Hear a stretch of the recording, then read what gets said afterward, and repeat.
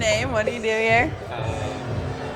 Bedlam, and I curate and help host and set up the night. You set up the night. You set up events for Thunder Canyon, Yeah, or just like I work with the booking. you work with what? I help book the night. Oh, okay. So you work for Pushy Buttons, or There's no actual work for. There's 3 dudes, and we make it happen.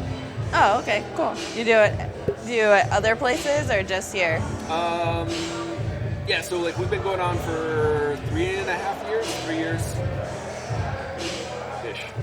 Yeah, 3 years. Come December, and we've switched locations about 3 times now. Okay. 4 times. This is our 4th location in 3 years.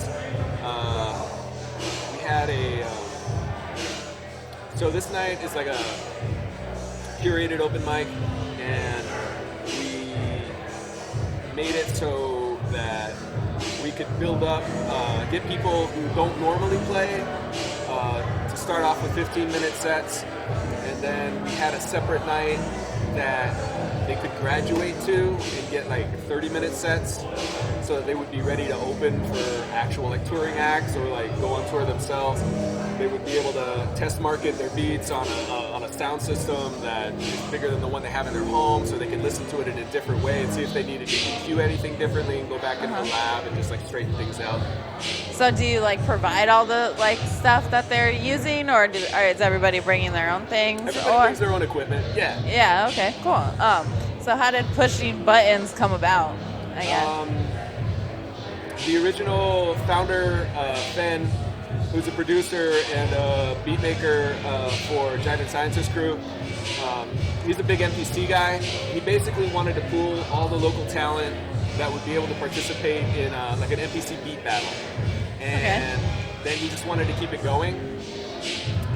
After a couple of months, he sort of ran through the beathead types in the area. Okay. I had reached out about different kinds of beat makers, and he said, go ahead and start booking them. So that's when I came on board, and we were able to flesh out the night. And in the whole local area of southern Arizona, we found over 50 beat makers. A lot of them were just bedroom style producers that didn't play out, didn't really push their music outside of social media. Some of them even kept it off social media. SoundCloud producers. Some people that had extended into minor touring or putting stuff on Spotify, but the whole idea was to get them out of their comfort zone, get them in front of a crowd, get them on a sound system, get them feeling like what it's like to play out live. Yeah. That was what we wanted to push. We wanted to get away from the format of somebody just hitting play and then stepping back and not doing anything, like laptop PJs. This was more of do what you're doing as live as possible and feel that organic relationship that you will have with a crowd in a live performance setting with your original music. And we wanted to help educate the local market to the existence of that here. Because the artist types that are producers, they're very hermetic. They keep to themselves a lot. Yeah. Or they only talk to other producer types to sort of vibe off it, but they don't necessarily always put it out. And we want to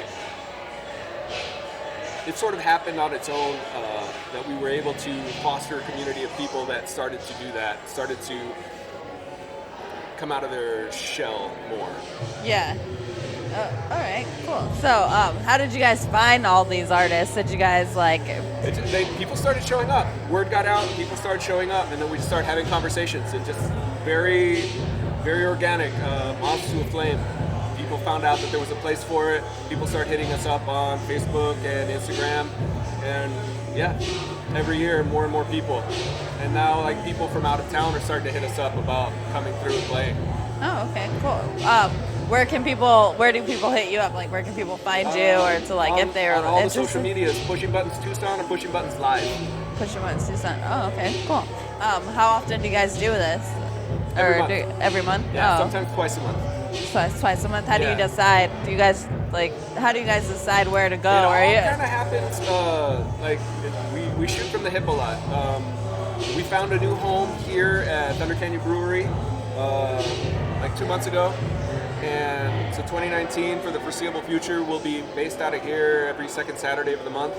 And then we may or may not do a pop-up depending on other events, people wanting to book us and then have us bring out all these different producers for showcases. I run a collective called the Sonoran Beat Collective, and we've put out 7 compilation albums since last June. We have another 3 in the pipe, and more planned for the future. Okay, cool. Those can be found on Bandcamp. Bandcamp? Yeah. Oh, okay. Oh, under what?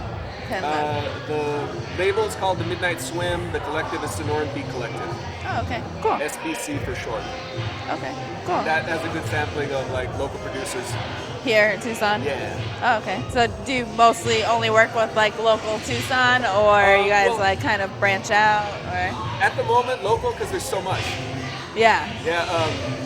People. I DJed for a long time, so people would always like ask me like, "What are you listening to these days?" And within the last 2 years, I primarily listened to local beat makers because there's so many of them, and it's really, really good. The talent pool has gotten to a level where it's just super interesting. Yeah. What's the local talent that you're like keeping your eyes on, or that you're like really following or really into? My local favorites? Yeah. There's a guy named J. Lugo Miller, Tim Wynn,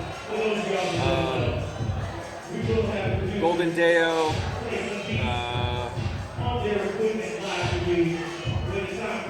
Finn, when he actually puts out new music, under the Jive and Scientist crew, all his beats are super good. Nice. Is there any other like events coming up, or how do you guys like? What is your pushing buttons plan? I guess, like, or do you guys just kind of let it evolve? We host our once a month, and basically getting back on schedule, like a solid Once a month thing. Consistent second Saturday, second Saturday of the month here at Thunder Canyon Brewery, every month, probably through the summer. Like I said, we don't plan it out too much. It depends on how much booking we have in advance. Like how many artists you have, or and how many people hit us up in advance. Like we'll sometimes get booked out 3 months in advance. So people will hit us up. We'll have to plot out 4 months from now already and start with those artists having a lineup ready. Yeah. Oh, okay. So it's like you guys get what is your limit, I guess, of artists, or do you just try and keep it around 8 and 10? Oh, okay. Yeah, every show. You can only go so long before people will start tuning out. Oh, yeah. Yeah, it becomes an endurance challenge, 3 hours of music. Yeah. Oh, okay. Cool. Is there anything else that you want to add? Any other things? Nope. No? All right.